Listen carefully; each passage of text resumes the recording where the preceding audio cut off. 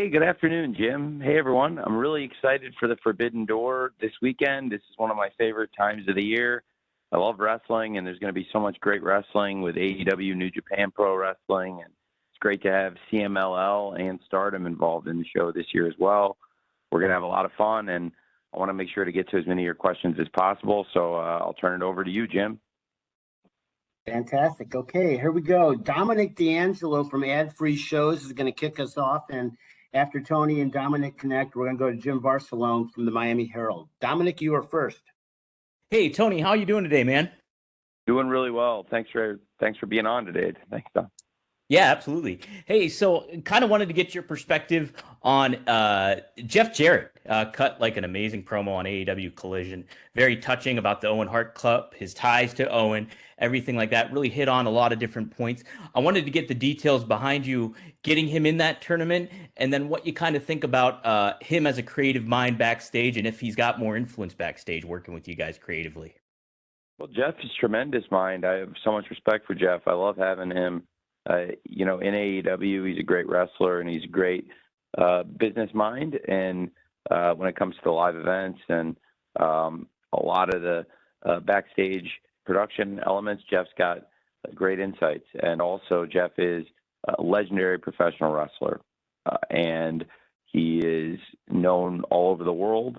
And it's amazing how far Jeff's traveled, and yet how concentrated a base of knowledge he has in American wrestling, and has still been able to get so much international experience in terms of wrestling himself in the ring and the business of pro wrestling.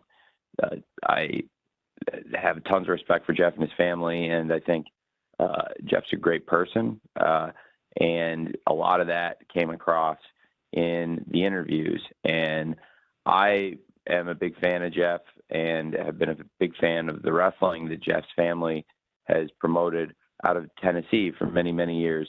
And to be able to see Jeff open up and show the side of Jeff that we see backstage, I thought that was really amazing. And Jeff gave a lot of insight into a friendship he had with the late, great Owen Hart. And we're very fortunate this time of year to be able to present the annual Owen Hart Foundation Cup tournament.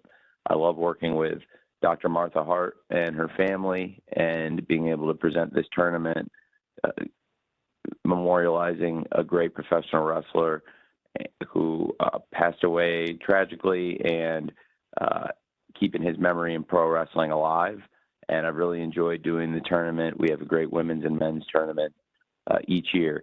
And Jeff Jarrett is somebody who had a real close friendship with the late, great Owen Hart. And this year, I thought it would be cool to feature Jeff, and for Jeff to be able to give those insights. And I'm looking forward to his match next Wednesday. Of course, the Forbidden Door season, we're going to continue the Owen Hart Foundation tournament again, just like last year, through the Forbidden Door. And we've got some great, great matches planned. And one thing we have planned for next week after Forbidden Door is Jeff Jarrett versus the Wild Card. And I'm excited for that match. And it's been great for Jeff to be able to go on TV, tell the story of his friendship with Owen Hart, and really praise the legacy of Owen Hart and what a great man he was. And very excited for Jeff Jarrett versus the Wild Card on Beach Break in Chicago coming up next Wednesday on Dynamite, and excited for the Owen Hart Foundation Cup tournament to continue through this Sunday. Of course, I've just announced Mariah May versus Soraya will happen, the big rematch at the 0 hour, and very excited for everybody to see that. We have a great card of men's matches and women's matches, and I'm very excited for everybody to see that, as well as the New Japan Dragon, Shingo, and being able to see Shingo Takagi step into the ring with the American Dragon, Bryan Danielson. I think that's a match people have been really looking forward to. We got a preview of them squaring off last night on Wednesday Night Dynamite, and I'm excited for them to go one-on-one on Sunday at Forbidden Door. I think that's going to be great. And then Jeff Jarrett against the Wild Card on Wednesday. We have a lot of great action coming up in the next week. Thanks. Thank you very much, Dominic. Jim Barcelone from Miami Herald is next, to be followed by Andrew Baydala from Final Bell Media. Jim. Curious, with the event being in Long Island, Forbidden Door, just how important, or what was the importance of trying to get MJF back and competing on this event, since it is his hometown? Was that a big factor trying to get him because of that, or no, just wanting to get him back, or both? Well, MJF's a big attraction for AEW, and it's great to have him competing at the event this weekend. We saw a lot of intrigue among some of the top stars in AEW last night and the previous week, but it's been great to have MJF back in AEW, and a lot of exciting things happening in the company right now, and great to have MJF back, and we'll be very excited to see him take on one of my personal favorite stars in CMLL, somebody who's come in and done very well in AEW, and that's Hechicero, who's made a great connection with the fans, gets a great reaction whenever he appears. He was reintroduced in the LA Forum in the Casino Gauntlet match. He's had a tremendous match with Bryan Danielson, picked up the win last Saturday on Collision against Daddy Magic, and definitely need to keep an eye on Hechicero, who is somebody that we really think has a ton of potential and has aligned himself with the Gates of Agony, who did really well last night, I think, on Dynamite themselves, and Brian Cage. And it's a great group. It's a diverse group of really exciting stars. So excited to see Hechicero stepping in the ring with MJF, who I think is going to get a big reaction in any arena in the world, and especially at an arena so close to his home on Long Island. It'll be big for the fans at UBS Arena to see MJF this Sunday, and I think Hechicero will be a great opponent for him. Should be a really fun match. Thank you, Jim. Andrew Baydala from Final Bell Media is next. I will follow Andrew with a write-in question from John Powell of Slam Wrestling. Andrew, you are up. Installment of Forbidden Door and the pay-per-view concept, and the first two emanating from a major market such as Chicago and Toronto, and now this Sunday's pay-per-view being in New York. What is the future for the Forbidden Door pay-per-view, and could we see this pay-per-view go international, maybe Japan? Thank you. Well, sure, it's a great question, Drew. I think we've had Forbidden Door all over North America now in some of the great cities. And when you talk about, again, just the cities you listed, we launched the event in Chicago, and then last year we took it to Toronto, and here we are in New York. And it's consistently been a huge draw for us. The first event in Chicago was one of our biggest gates of 2022. 2023, it was the North American biggest gate of the year, and with the event being in Toronto, of course. And then this year, we're in New York at UBS Arena, and we're poised to top the $1 million gate mark for the third straight year, which means every Forbidden Door over $1 million gate. It's been a great success story, and we're looking to have over 10,000 fans attending the event at UBS Arena. It'll be one of our top shows of the year, and I think we've seen great business from Forbidden Door. So we've taken it international so far to Toronto, but potentially could we expand outside of the continent? I do think so.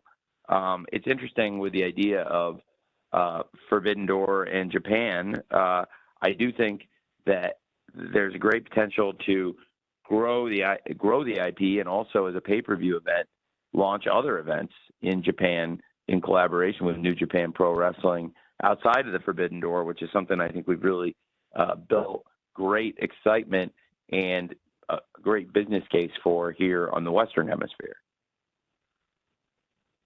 Thanks, Drew. Thank you, Andrew. I have a question here, Tony, from John Powell from Slam Wrestling. And when you're finished with this, Samantha Shipman from the Daily DDT will be next. John's question, Tony, is a rather simple one. Big card coming up on Sunday.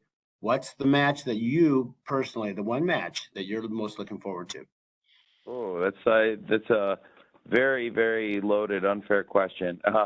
I think if I personally can't wait to see so many of the matches on the card, and I don't want to give a cop-out answer, but I think the championship matches are so great up and down the card, and I really it would put me in a bad position to pick one.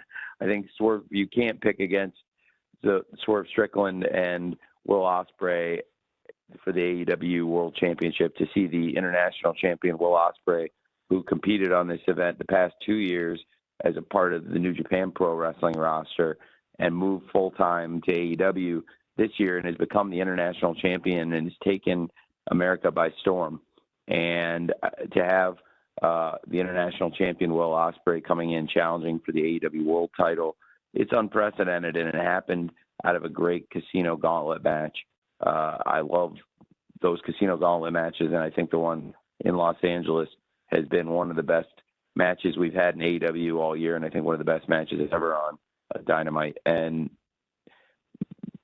Will Ospreay has continued to bring fans from all over the world, into his matches. People who've never watched wrestling before can watch a Will Ospreay match and be blown away.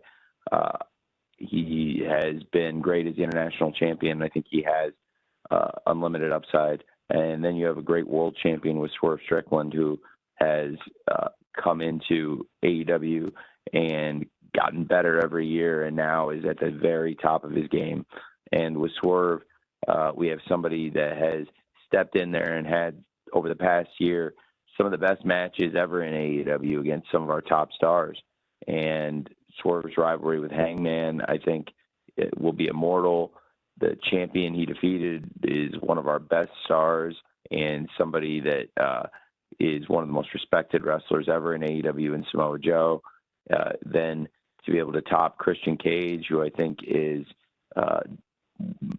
bell to bell and inside and outside the ring as good of a pro wrestler, as great of a pro wrestler as I've ever seen, and may very well be the MVP of this entire company, Christian Cage.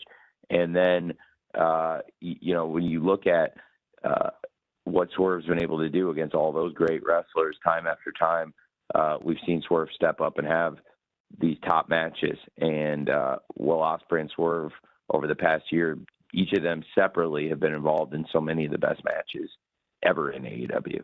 And now that they're both in the same company, now that they're both champions, and we saw the rivalry take a new step yesterday when Swerve put down Will for touching his championship, and we saw that side of Swerve that we've seen before with Hangman. I think that's going to be such a fantastic match, but I could also talk at length about every match on the card, up and down the card, and I think there's so many great things happening, including the rivalries between AEW and New Japan, but also some of the stars that have arrived from Stardom and CMLL that are competing on the card. And I think that the Women's World Championship match with the AEW World Champion Timeless Toni Storm taking on Mina Shirakawa has been very captivating television. And Mariah May says she's going to be in both women's corners. And we saw as close as it's physically possible for her to do that. I mean, she made entrances with both Toni and Mina yesterday. And Mariah has been a huge part of this story and what's become a fascinating rivalry, very different kind of rivalry. And I've really enjoyed that. And I can't wait for Jon Moxley, who has made a different kind of history himself, arguably the most decorated world champion in the history of the sport, the first man ever to become the AEW World Champion, WWE World Champion, and IWGP World Champion. It's a milestone that will live forever.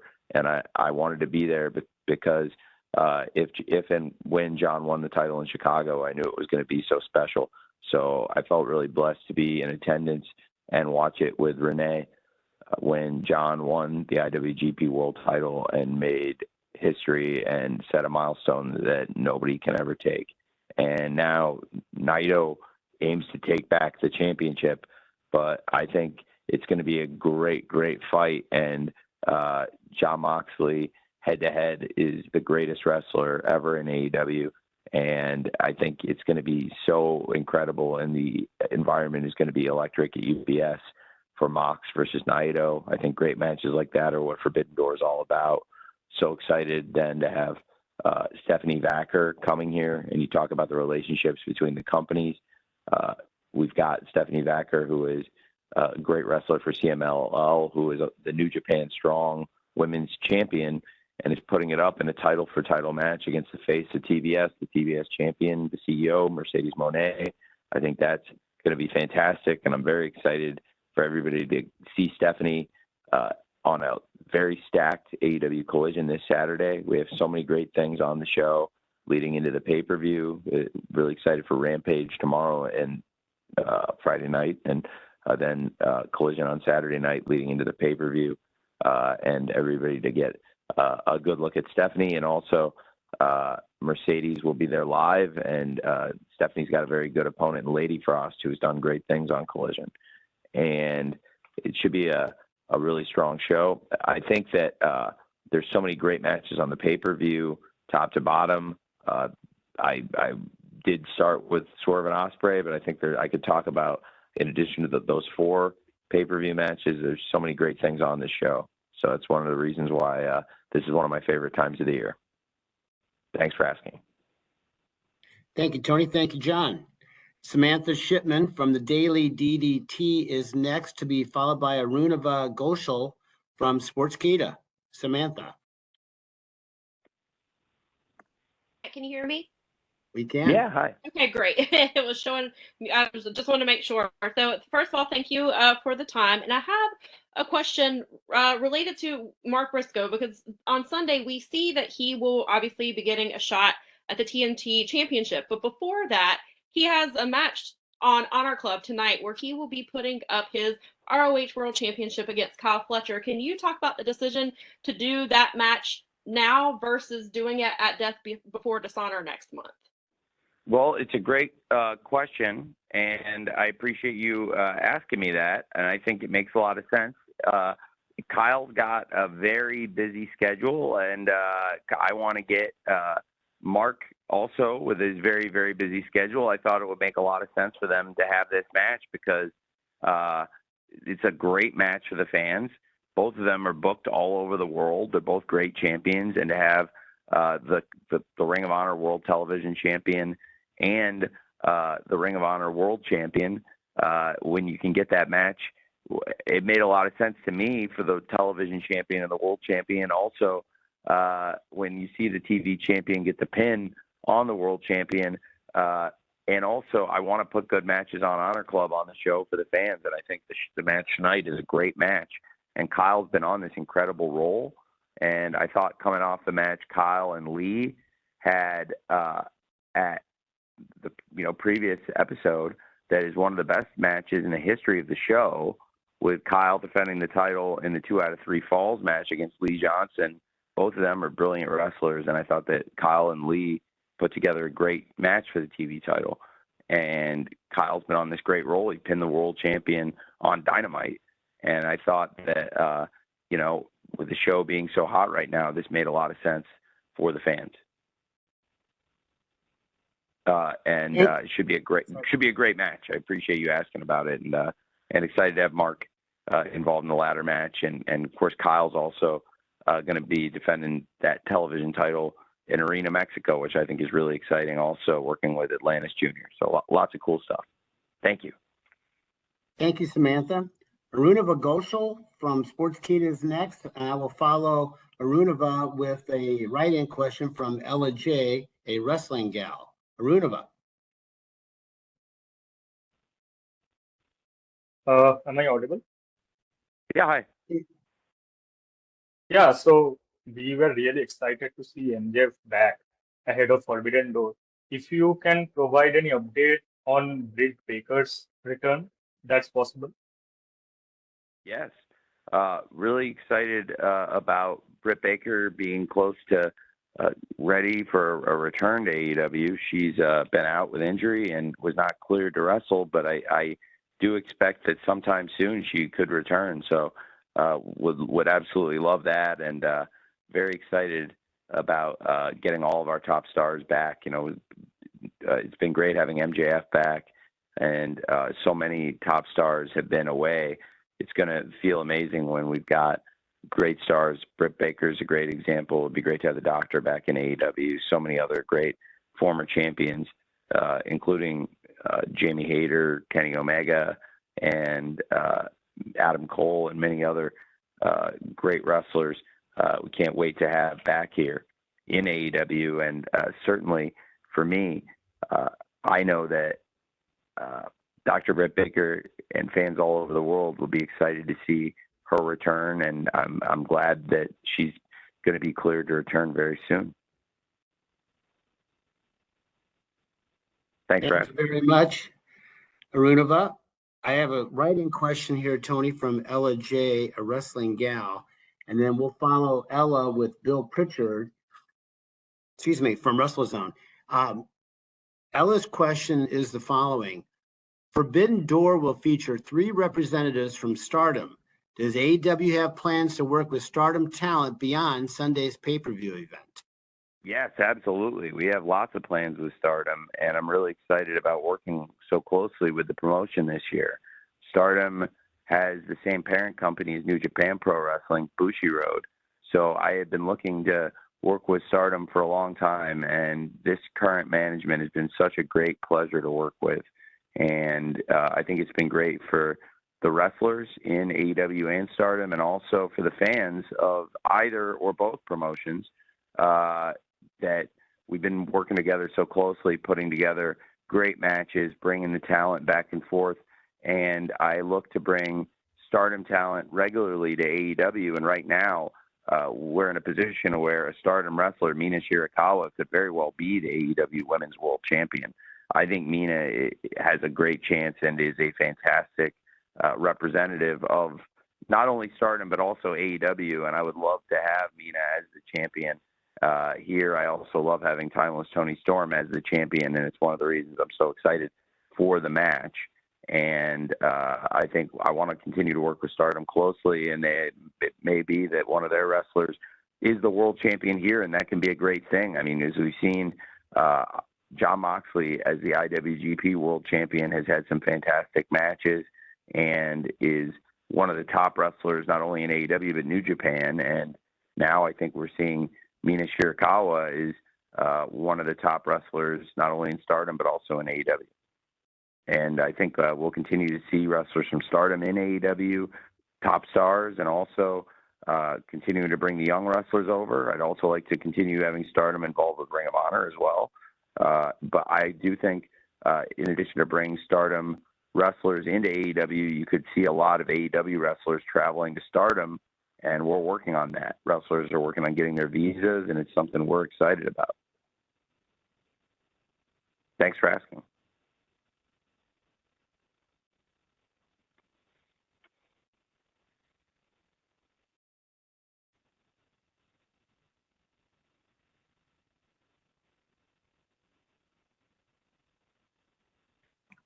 Hear me? Excuse me. Apparently I was muted. I apologize for that.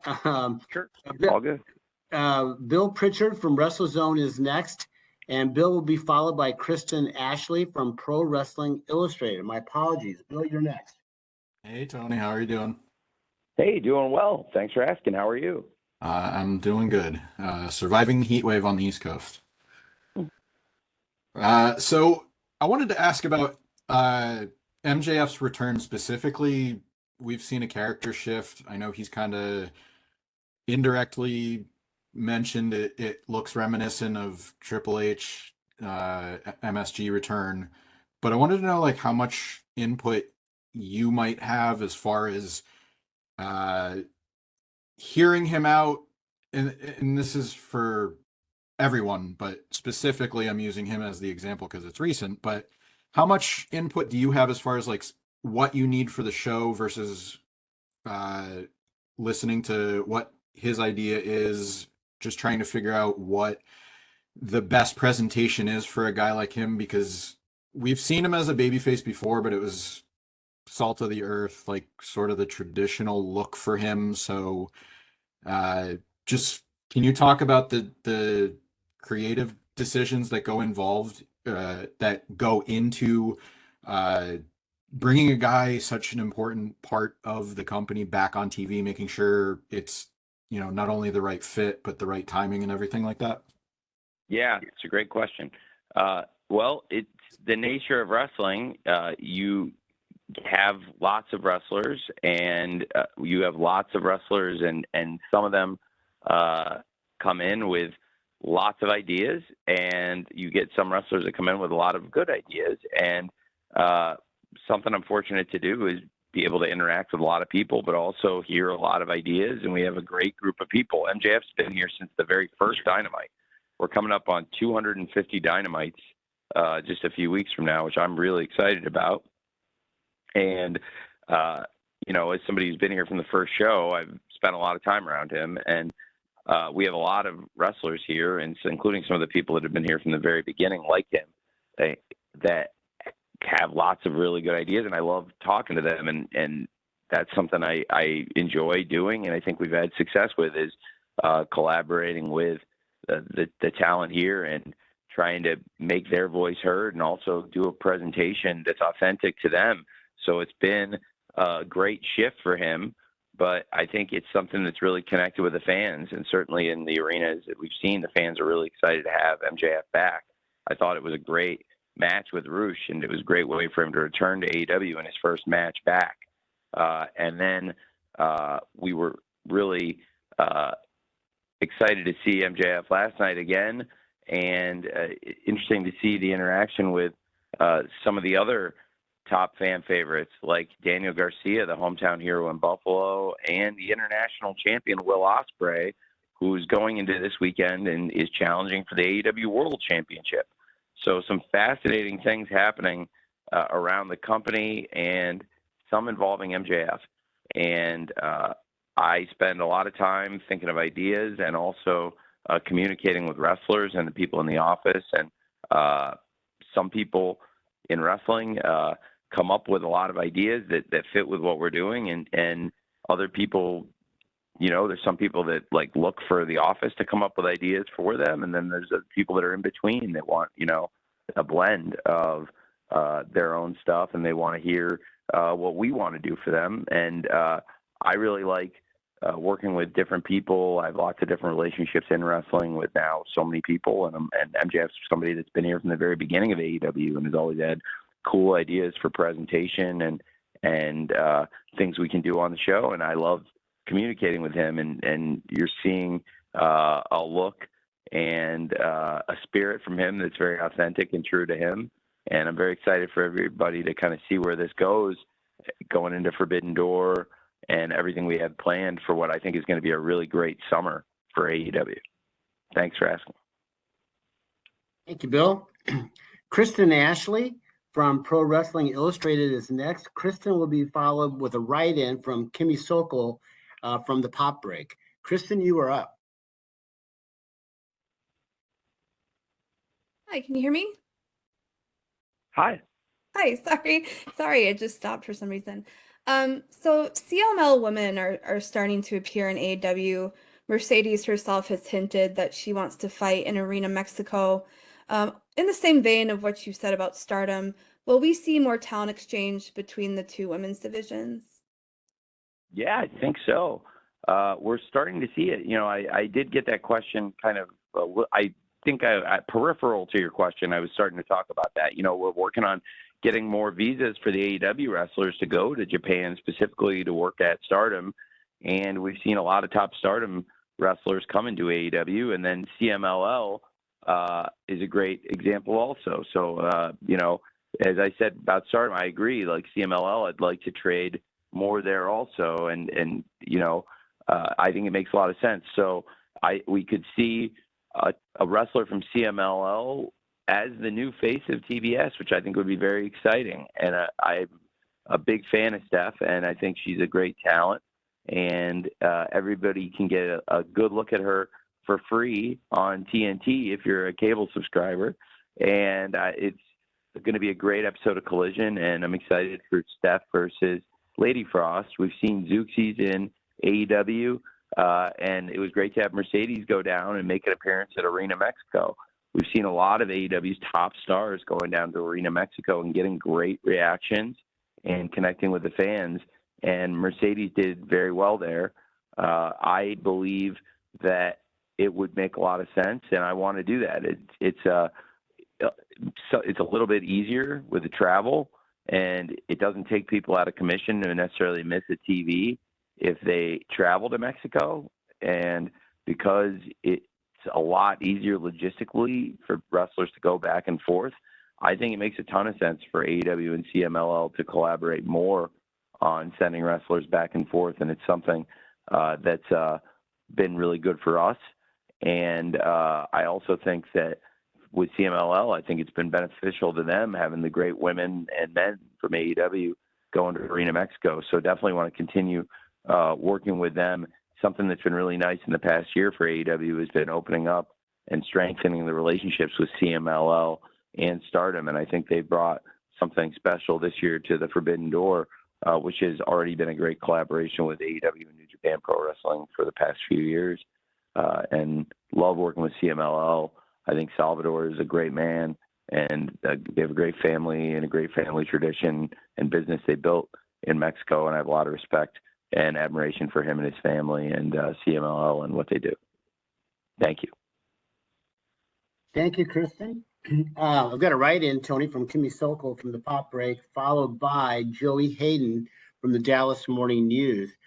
Kimmy's question: how do you feel about there being 4 women's matches being on the show this Sunday night? 4. I feel great about it. I'm very excited about it. I put together the card with my staff and team, and this is the card I wanted, and I think it's great. We have some really exciting matches on the card. I could talk at length about everything, but we spent a lot of time by design because I'm really excited talking about the AEW Women's World Championship match with Timeless Toni Storm taking on Mina Shirakawa, who I think has taken our show by storm, pun intended, and is taking on one of our greatest stars and somebody who is so important to our TV and somebody beloved by our fans, Timeless Toni Storm. And then to have the TBS Championship on the line in a title-for-title match, it's fascinating because we have the New Japan Strong Women's Champion, Stephanie Vacker, going title for title with Mercedes Moné. I think that's such a great match and such a great situation between multiple companies being involved there and all the interpromotional implications of this match. Then you have something I'm really, really excited about, talking about the Stardom collaboration. I am so excited to have this big tag match on the 0 Hour. It's a preview of what's to come next week in Chicago at Beach Break, to have the team of Statlander and Momo versus the team of Willow Nightingale and Tam Nakano. I think that's going to be tremendous. And, we've seen Willow go to Stardom and defend the TBS title, and Tam Nakano and Willow, they've been opponents, they've been friends. That's, I think, going to be really exciting tag match. And then I can't wait for the Owen Hart semifinal match next week between Willow Nightingale and Chris Statlander going one-on-one. I think that's a great part of the card. And then, of course, Mariah May, she'll be in the corner of both women in the World Championship match, Toni Storm versus Shirakawa, to have Mariah May involved there, but also will be involved wrestling earlier in the night. We'll have Mariah May taking on one of her idols, Saraya, and that's a great match, and they've really turned into great rivals. And Saraya has won the match against Mariah. Saraya is a former AEW Women's World Champion. The winner of this match gets to go back to Wembley and a chance to become the AEW Women's World Champion. And Saraya would love to get back into that spotlight and regain that championship at Wembley. And Mariah May, I think it would be a dream come true for her to win this tournament and be able to challenge either of her closest friends and really the people she's currently idolizing and teaming with in Timeless Toni Storm and Mina Shirakawa. So a lot of exciting things happening on the card, and those 4 matches are a big part of it. Thank you very much, Kimmy. Joey Hayden from the Dallas Morning News is next, followed by Cresta Starr from Fightful. Joey? For this weekend, and before you know it, we'll be back at Wembley Stadium. But in between that, we have the Summer Series at Arlington in July. What are you most hoping to accomplish with the event this weekend to sort of set the stage for this pretty pivotal time on the calendar? Well, it's a great question. I'm really excited for the Summer Series. It's going to be tremendous. Once we've got the Forbidden Door this weekend, and very excited to have top stars from all over the world coming to New York, wrestling for a worldwide audience on pay-per-view this Sunday. And then once we have Forbidden Door in the books officially, we'll be on the path to AEW All In. And that'll start at Beach Break in Chicago, which is going to be a great event on Wednesday. And then going to later July, we'll have the Summer Series kicking off. Excuse me. Sorry, I had to mute my phone. I had to sneeze. Excuse me. And we'll have the Summer Series kicking off. I'm very excited for that.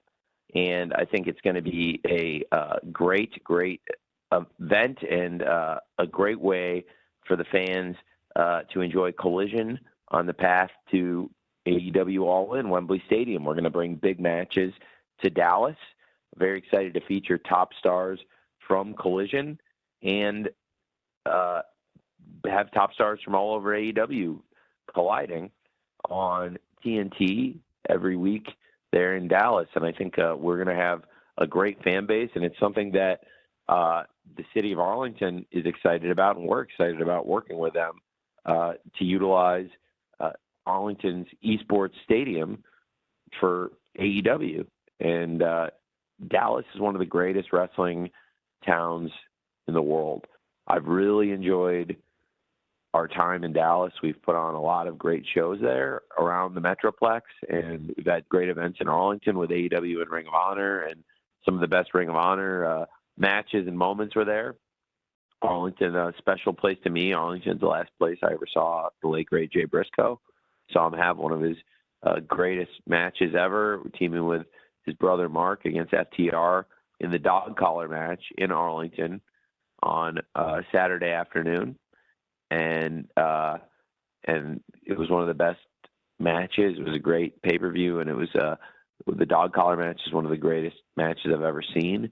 And it was a great moment for the Briscoes to win the Ring of Honor World Tag Team Championship. And I really enjoyed working with him and getting to know him and becoming friends with him. He was a great guy, and he's got a great family. And the last place I saw him was Arlington. And then after the show, a bunch of people got together, and then I had to head to Jacksonville because we had a very, very big game the next day. And so I flew back to Florida that night. But I saw him and some of the people after the show at the post-show get together after the pay-per-view, and then never got to see Jay again. And so that's a wrestling memory in Arlington specifically that I'll always hold near and dear, especially that dog collar match and seeing Jay one last time. And I love working with his brother Mark and with FTR. And together those guys had such a special match that night in Arlington. And I think going to a place, the Dallas Metroplex, where we've had so many great shows, the AEW Winners Coming events and the Ring of Honor pay-per-views, it's time after time the crowd brings it. Really, so many places in Texas, so many great towns in Texas where the fans are just so rabid and love wrestling and love AEW, and they've been so loyal and supportive to us, and we're very much in the debt of the great fans in Texas. So it's great to be able to bring an event like this there to Arlington, where we can week in, week out bring great AEW wrestling. I love the traditions of Texas wrestling, and specifically around the Dallas Metroplex, the history of what the Von Erich family was able to build. Kevin Von Erich has become a good friend to me and AEW, and his sons Ross and Marshall are just tremendous young men. I really like Ross and Marshall and Kevin, and love what they were able to build as a family. As somebody who's big on family and family business myself, I have a lot of respect for them and their business, which has been memorialized and seen all over the world now through the lens of the Iron Claw, which I think is amazing that everyone got to see things through Kevin's eyes. And it was a great film. And I think it's cool that the tradition of Dallas wrestling and world class and everything Kevin and his family were able to build, people saw that. And now I'm really excited to bring AEW back to the Dallas Metroplex, specifically to Arlington, for that series of events. We're going to have a great time there. Thank you, Joey. Cresta Star from Fightful is next, to be followed by Mike McGuire from Vista Radio Canada's McGuire on Wrestling. Cresta.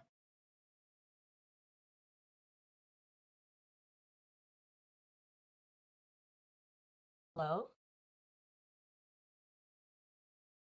Hey, hello. Hi, good afternoon. Thank you so much for taking my question.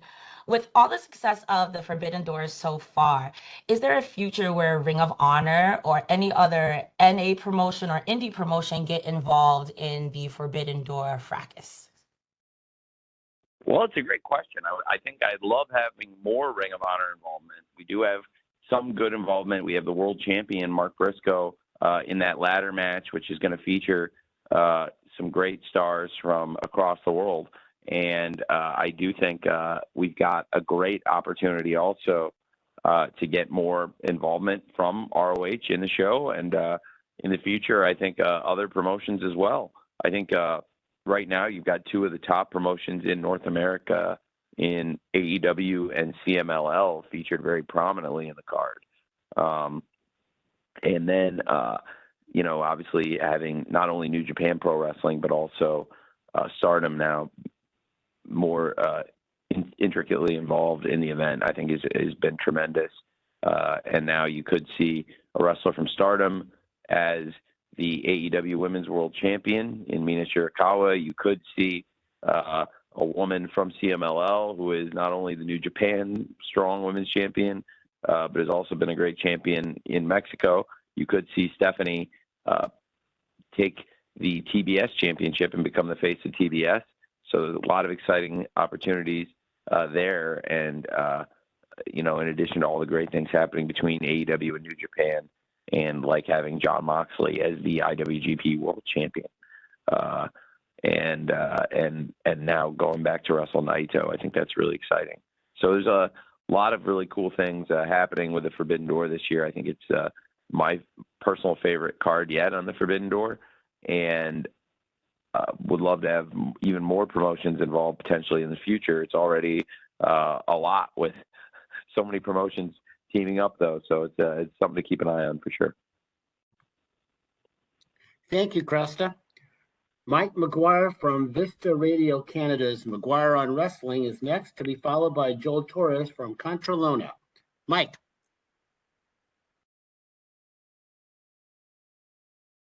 Oh.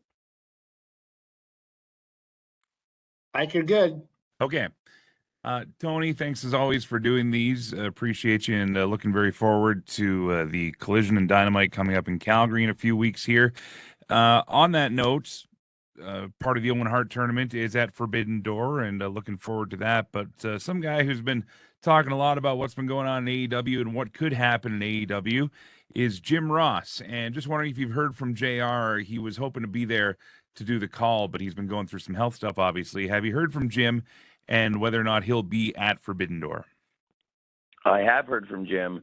I am hopeful that, you know, I had been hopeful he'd be able to make it, but Jim's had some health concerns, so I don't want to, say for sure when he'd be able to make a return, because I think the most important thing to us is that JR gets well. He's been with us since day one.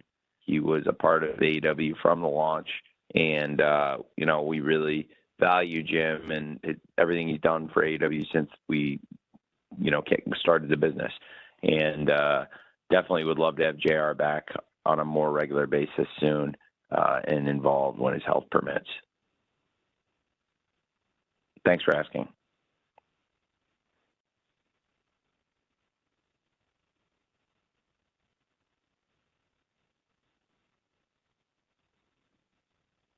Thank you very much, Mike. Joel Torres from Controlona is next, to be followed by Sean Ross Sapp from Fightful. Joel? Yep. Joel, you're good. My question is, there are two other promotions in North America doing something similar to the Forbidden Door, which is NXT and TNA Wrestling. And I wanted to know if you think your idea of Forbidden Door has been influential for all of this happening right now. I think that what we've done with Forbidden Door has been really historic, and it's been very successful. We've seen the business so strong year in, year out. Again, this will be the third straight year where the gate has topped $1 million. And it is fantastic collaboration. And I think that it's great to see wrestling companies all over the world working together. And I love wrestling, and I love the competition of wrestling, but it's also great collaborating with some of the top companies. And we built really great relationships with New Japan Pro Wrestling over the years. And now with Mr. Tanahashi as the president, that's also very nice, because I've worked closely with him over the years, on the wrestling side of the business. And then with Bushiroad and the new management at Stardom, just the relationship across New Japan and Stardom has been so great for us. And then the past year, getting to know Salvador, the CMLL partnership has really gotten very strong, and it's created some great moments for the fans. I'm excited that we were able to announce for the fans in New York City that we've got, for the first time ever, everybody around New York will be able to go to UBS Arena and see, for the first time ever, Mystico teaming with the Lucha Brothers to take on the LIJ, and bringing Yota Tsuji, who's somebody I really enjoy, to AEW for the first time, and teaming with Hiromu and Teton, who I think are both just outstanding. I'm really excited for that. We just announced that. So many great things happening and great collaborations. That's another first, and it's great to bring that LIJ versus Mystico rivalry to AEW and to America, to New York, to the great fans, but also to see Mystico teaming with the Lucha Brothers for the first time. Just such a cool thing. So I'm really excited for that match to be a part of the event. And I really, really believe in these partnerships. I think we've got something we've built here that's really special, and it continues to prove itself out when we see such great box office for Forbidden Door year in, year out. Thank you. Thank you very much, Joel. We are almost at time, so let's conclude with Sean Ross Sapp from Fightful. Sean?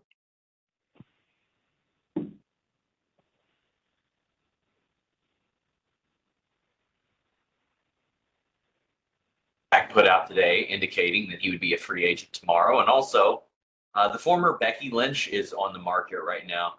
Do you have any immediate interest in Dijak, and has AEW reached out to Becky or made an offer? These are great questions. I can't. I would prefer not to do my free agent negotiating on the all media call. It's not even like an off the record conversation. It's like the all media call. You're all here, So I think it's a really exciting time in pro wrestling. When we launched AEW, one of the things that I had told the great people at TBS and TNT, and this was long before Discovery had come in, and Warner Brothers Discovery had become this great entity, and long before Mr. Zaslav's great leadership had entered the picture here. So well, this was a long time ago, but 6 years ago, I remember telling the people at TBS, before we even launched AEW, when it was really a concept on paper and ideas in 2018, that I was telling them about that free agency in pro wrestling has not been nearly at the level of competition that it was once in the 90s. And then in 2019, we arrived on the scene, and I do think that it's been a fascinating period, and watching the movement between wrestlers, between companies over the past few years, I think it's been great for the fans, and I think it's been great for the wrestling business. So there are some great free agents out there and coming up.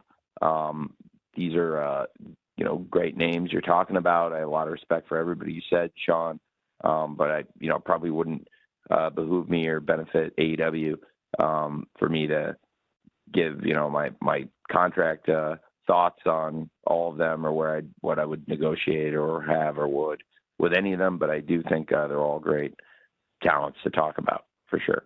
And, we've had great year in free agency. I think we've seen, including people that are all over this show and are going to make a huge impact on the event, with having the AEW International Champion, Will Ospreay, the AEW Continental Champion, Kazuchika Okada, who is now the Continental Champion. And I must say, it's fascinating that he's has 4 G1s under his belt, but has never won a Continental Classic. But he will be now, it's interesting. There'll be a lot of people gunning for him going into the Continental Classic to be in that catbird seat. And I can't wait to talk more about it. It'll be the first time we've gone into the event with a champion and what that entails after so much buzz about the inaugural event. But the question will he be the champion, or what will the event entail this year with a reigning champion, and who's going to be the Continental Champion? But certainly having Okada in AEW has been fantastic. I haven't had a lot of questions about Okada today, but I have to say he's just been fantastic to work with as a wrestler. Backstage, I have a lot of mixed things to say about the Elite and my on-screen interactions with them, but make no mistakes, this is one of the greatest wrestlers of all time. And the way he's adapting to American TV, I think he's only going to continue to get better and better. And every arena we go to, the fans are captivated by him and his presence, and I think he's a phenomenal talent. And going into the Continental Classic this year, it'll be interesting to see if he is still the Continental Champion, or if he ends in the tournament. But if he is, he's one of the 2 most successful wrestlers in such a round-robin style format tournament ever. I think when you have Chono with 5 G1s and Okada with 4, it's something interesting, and I'd be interested to see how he would fare potentially in the Continental Classic. And very excited to have now President Tanahashi also coming into AEW. I think that's something really cool. And very excited to have the Okada-Tanahashi rivalry renewed at the Forbidden Door, and also to see the Scissor Ace, Tanahashi, the Scissor President, and the Scissor Administration he's going to be running over there. And really, that's phenomenal. But Okada as a free agent, just what a great signing I believe he will be and has been. And then Ospreay, the international champion, just what a huge statement he's made here in AEW. And now I believe he's got a great opportunity and all the necessary tools to be a great AEW world champion. And then Mercedes Moné, what a great signing I think she's been and what will continue to be. And she's the TBS champion. She's got a big title match, and it's title for title. She may continue to be the TBS champion, and she may be the New Japan Strong Women's champion. And we had, in the past year, the Rated R superstar Adam Copeland come in and become the TNT champion. And you look at all these great champions we had, these huge free agent signings, and where they all fit in. And that's the one where he's not here and he wanted to be a part of this card. We miss Adam every day. And it's crazy he's not with us right now. And he came in, he was the biggest, most positive influence you could have asked for. And you couldn't ask for 4 better champions and 4 better free agents to come in than Adam Copeland, Will Ospreay, Mercedes Moné, and Kazuchika Okada, and all great champions for us. We'll crown a new TNT champion in that ladder match, but we miss Adam. So it's been a big past year for us in free agency, signing those 4 and many others. And we'll continue to be active in free agency. And anytime there's somebody of the standard of those 4 who are 4 of my personal favorite wrestlers ever, then, you know, I'm always going to be looking to be involved. Thanks. Thank you, Sean. Tony, that is it. Do you have any final thoughts you want to share with everyone before we depart? Well, it's a really exciting time for AEW. I think that it's an exciting time for all the companies involved in Forbidden Door. And I love working with these great partners, New Japan, CMLL, and Stardom now. And I love being able to put on this event, and I want to continue this for a long time. It's a big year for AEW with our media rights renewal coming up, and it's going to affect everybody who works here in AEW, our wrestlers, our staff, and everybody in the company and the fans of the company too. You know, the deal we make and the distribution. It's a really important time for us. And the fact that we've gotten here and we're at this point, and you know, I believe we're in the red zone right now, and really approaching the goal line, and about to make a big push for the big touchdown we've been chasing for years. I think it's really, really exciting that we're so close, and just this has been a great drive together with you the past 5 years, and I've enjoyed it, and I hope that we're about to put the ball in the end zone. I can feel it coming, and it's a really exciting time, and it wouldn't have been possible without all of you covering the company, many of you since the very beginning of AEW and before we even launched and when this was just a rumor. It's amazing. And so after 5 years of pay-per-views and this being the 3rd Forbidden Door, I really appreciate all of you. Thanks for your coverage and your consideration, and I wish all of you the best, and hopefully see a lot of you in New York at the Scrum, and I'll try to answer as many questions as I can. I wanted to try to answer everybody's questions today, and hope most of you, or as many of you as possible, got to ask something, and if you didn't, please try to come to the Scrum if you can. We'll see you in New York, and I'll try to answer everybody's questions there too, as many as we can. Thank you very much, and hope you all have a great rest of your week.